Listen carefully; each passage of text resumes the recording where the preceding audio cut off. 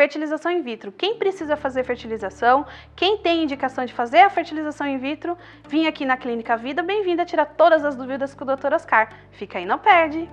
Muito obrigada, Dr. Oscar, por estar aqui tirando as dúvidas das leitoras sobre a fertilização in vitro. Quais são as principais indicações da fertilização in vitro?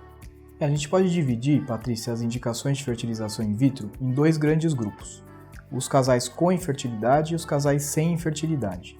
Dentro dos casais com infertilidade, as causas mais frequentes são obstrução nas trompas, na mulher, e alterações de produção de espermatozoides no homem. Se você somar essas duas causas, trompa e alteração de sêmen, a gente chega a 2/3 das indicações de fertilização in vitro que a gente tem hoje. Tem outras indicações dentro da infertilidade. A endometriose avançada, por exemplo, é uma indicação cada vez mais frequente de ter que recorrer à fertilização in vitro.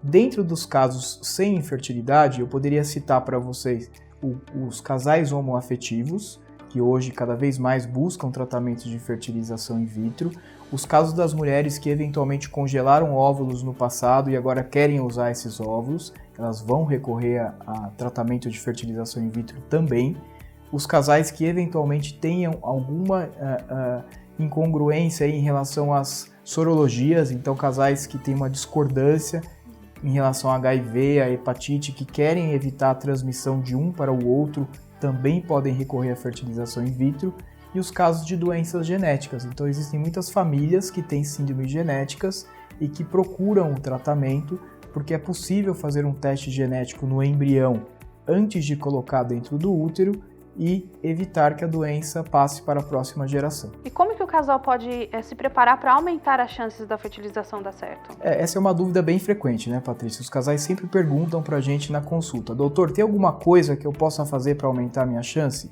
Então, assim, o que os estudos mostram?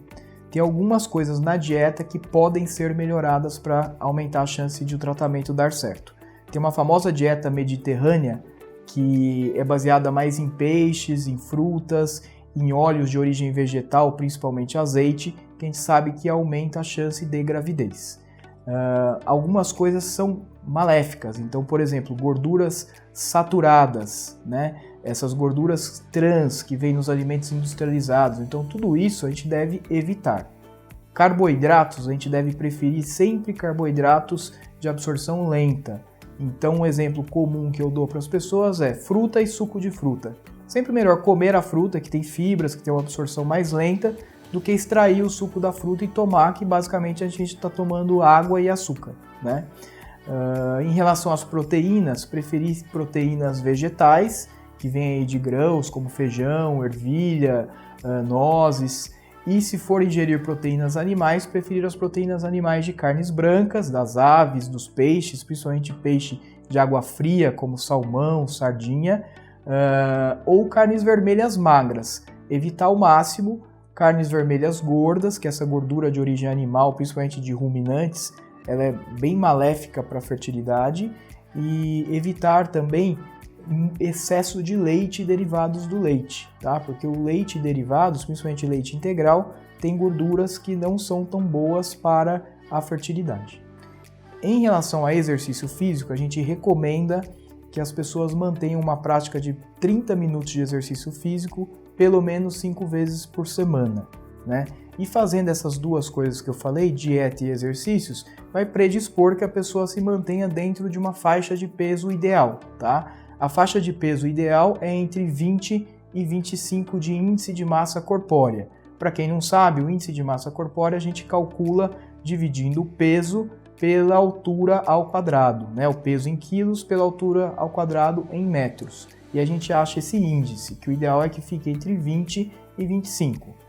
Índice de massa corpórea muito alto é ruim, mas muito baixo também é ruim. A gente sabe que mulheres muito magras, que fazem exercícios físicos muito intensos, por exemplo, ou que têm anorexia, bulimia, elas têm dificuldades ovulatórias e isso leva também à infertilidade e a piora nos resultados do tratamento de fertilização. Uma caminhada pode resolver o problema. Uma caminhada, 30 minutos, 5 vezes por semana é mais do que suficiente. Quais são as etapas do tratamento? O tratamento é dividido em 3 etapas. A primeira etapa é a estimulação da ovulação. Para que a gente estimula a ovulação? Porque no ciclo natural da mulher, ela só produz um óvulo por mês. É possível fazer a fertilização com um óvulo, só que as chances de gravidez com tratamento são baixas. Então a gente estimula para tentar ter o maior número de óvulos ao mesmo tempo. Essa fase ela dura de 10 a 12 dias e é uma fase em que a mulher precisa vir à clínica algumas vezes para fazer controles de ultrassom e exames de sangue. Em geral, ela vem de 3 a 4 vezes durante esse período de 12 dias. A segunda fase é quando a gente vai fazer a coleta dos óvulos e a coleta do sêmen.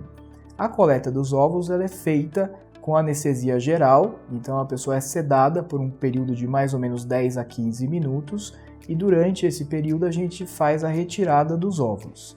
Neste mesmo dia, o homem faz a coleta de sêmen e aí o laboratório vai ter os óvulos e o sêmen para fazer a fertilização in vitro propriamente dita.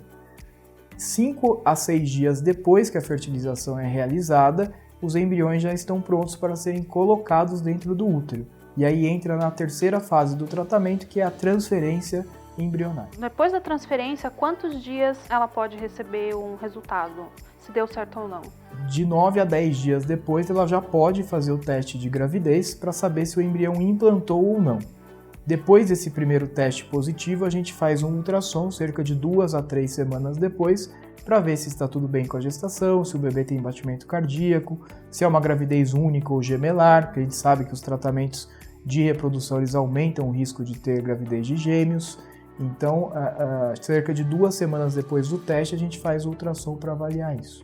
Qual é a idade média ideal para tratamento das mulheres, entre 30 e 42 anos? A idade ideal, Patrícia, é o mais cedo possível, porque a gente sabe que a mulher nasce com os óvulos e vai perdendo esses óvulos ao longo da vida.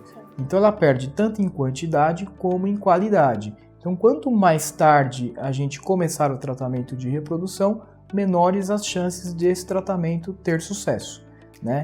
Então para você ter uma ideia, uma mulher de 30 anos, depois de um ciclo de estimulação ovariana que eu expliquei, ela vai ter aí por volta de 50% a 55% de chance de engravidar com aqueles óvulos que ela obteve. Aos 35 anos, essa chance já cai para 45%. Aos 38, já cai para 30%. Aos 40, cai para 20%. E aos 42, dificilmente a gente vai ter mais de 10 a 15% de chance de gravidez por ciclo iniciado. Então, a mensagem principal é começar o mais cedo possível quando detecta ou diagnostica algum fator que está dificultando a gravidez. O repouso após a transferência dos embriões ou do embrião é indicado? Essa é uma dúvida frequente, né? As pacientes sempre perguntam se elas podem fazer alguma coisa para aumentar a chance de a transferência dar certo. Então tem alguns estudos que mostram que relação sexual antes da transferência é bom. Então o casal às vezes tem receio em ter relação antes, não tem problema, tá? É até bom que tenha relação 2 a 3 dias antes da transferência. E depois da transferência, é comum as pessoas imaginarem que é importante ficar de repouso absoluto. Mas isso não é uma verdade. Pelo contrário, o repouso absoluto pode ser até prejudicial. Então a gente orienta que depois da transferência, a mulher leve uma vida o mais normal possível, né? E faça um repouso relativo. O que é o repouso relativo? Evitar exercícios físicos intensos. Mas ela pode andar, ela pode subir escada, ela pode dirigir, ela pode ter atividades leves, como caminhadas, ela pode continuar trabalhando. Aliás, o ideal é que ela leve a vida o mais próximo do normal possível, porque isso, do ponto de vista mental e psicológico, é bom. Ela ficar só parada de repouso, contando os dias para fazer o teste, pode ter um impacto psicológico negativo muito grande. Emocional. Exatamente. Eu tenho recebido muitas perguntas a respeito de laqueadura, mulheres que fizeram laqueaduras, de repente se arrependeram por qualquer motivo que seja por um segundo casamento, um novo relacionamento. Essa mulher que se arrependeu de fazer a laqueadura, por onde que ela começa, assim, se ela quer engravidar novamente? O que ela deve fazer? Bom, Patrícia, essa pergunta é importante. Eu vou começar pelas pessoas que ainda não fizeram a laqueadura. Hoje a gente tem uma infinidade de métodos contraceptivos tão eficazes quanto a laqueadura ou até mais eficazes do que a própria laqueadura. Então, eu acho que o primeiro conselho, para quem não fez, não faça. Use outros métodos, porque a laqueadura ela é considerada, na teoria, um método irreversível. E a reversão, embora seja possível, ela não é muito fácil. Então, para as pessoas que já fizeram, quais são as alternativas? A primeira é tentar fazer uma nova cirurgia, para tentar ligar de novo as duas pontas da trompa que foram separadas, tá? Essa seria uma das alternativas. Para poder fazer a cirurgia de reversão, uma coisa muito importante que os casais devem ter em mente é quantos filhos eles pretendem ter. Porque uma vez que você reverta a laqueadura, se você só quer ter um filho, depois de conseguir ter esse filho com a reversão, vocês vão ter que pensar novamente num método para evitar a gravidez. Então isso tem que ter em mente. Se a ideia é ter um filho só, talvez a reversão não seja o melhor caminho. Outra coisa que precisa ser avaliada do ponto de vista médico é se existe algum outro fator de infertilidade além da laqueadura. Porque não adianta nada reverter a laqueadura num casal que o homem tenha uma alteração no sêmen ou que a mulher tenha outras dificuldades, endometriose, dificuldade para ovular, porque senão a gente resolve uma parte do problema e o casal continua em casa depois da reversão sem conseguir engravidar. Um outro fator muito importante é a idade da mulher. Então os trabalhos mostram que a reversão ela é muito eficaz quando a mulher tem até 37 anos. Acima dos 37, ela passa a não ser tão vantajosa assim. Por quê? Porque uma vez revertida a laqueadura, ela não vai engravidar no primeiro mês depois da reversão. Ela vai ter que esperar 3 meses para fazer um exame das trompas e ver se a reversão funcionou. Uma vez que esse exame esteja normal, ela vai ter que tentar a gravidez por mais 1 ou 2 anos, porque não tem sentido se submeter a uma cirurgia e depois tentar engravidar 2, 3 meses e achar que não deu certo. Então, depois dos 37, é difícil a gente propor esse tipo de tratamento por causa disso. Ela vai ter que ficar tentando 1, 2 anos. Para essas pacientes que têm mais de 37 anos ou que tem algum outro fator que eu comentei que atrapalhe a fertilidade, o mais recomendável é usar a fertilização in vitro. Porque a fertilização in vitro é um tratamento que não depende da trompa, então, estando a trompa fechada pela laqueadura ou não, a fertilização vai funcionar do mesmo jeito. Inclusive para mulheres que retiraram as trompas, né? Inclusive para mulheres que retiraram.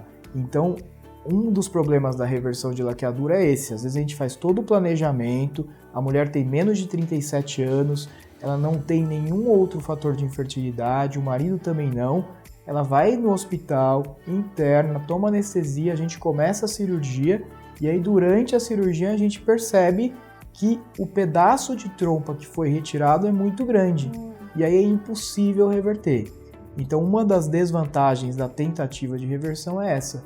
Eventualmente a gente preparar tudo e chegar na hora e não ser possível. Espero que tenha tirado todas as dúvidas. Se você quer fazer fertilização in vitro, pretende, tem algum tipo de problema que te impede de engravidar, ou mesmo se você quer engravidar, tem uma relação que não te permite ter um filho naturalmente, espero que tenha tirado todas as suas dúvidas. Muito obrigada, doutora Oscar, por participar aqui com a gente, tirando todas as suas dúvidas sobre fertilização in vitro. Patrícia, eu que agradeço a oportunidade aí de conversar com os casais tentantes, né, e tentar dar essas orientações para eles do que é o melhor a se procurar. Tá ok. E como que as pessoas podem achar você? Elas podem entrar no nosso site, né, que é vidabemvinda.com.br, ou procurar nas redes sociais por Dr. Oscar Filho, que vão me encontrar aí, tanto no Facebook como no Instagram. Tá ok. Muito obrigada, doutor. Eu que agradeço.